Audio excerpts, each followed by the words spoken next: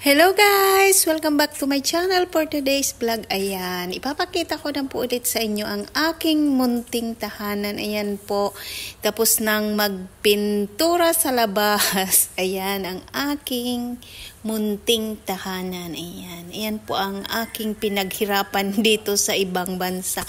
At sobrang saya ka po dahil ayan, nakikita ko na po yung pinaghirapan ko ng ilang taon dito sa abroad. Yan talaga yung pangarap ko, guys. So, ayan na po yung aking sala. Ayan, ang liwanag na, guys, at maaliwalas ng aking munting tahanan.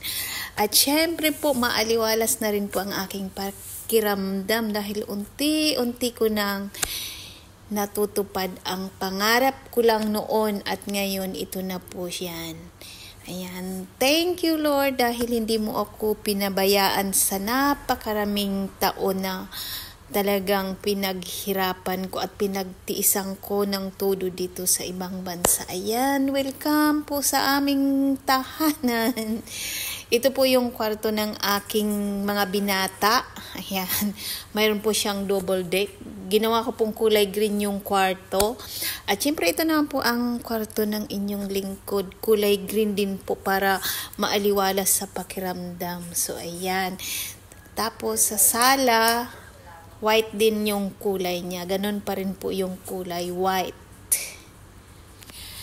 So, balik po ulit tayo sa sala, ang maaliwalas na sala ng aking munting tahanan. So, hanggang dito na lang po ang aking house tour. Oh, diba? Ayan na po. See you my next vlog, guys. Bye-bye. Thank you for watching.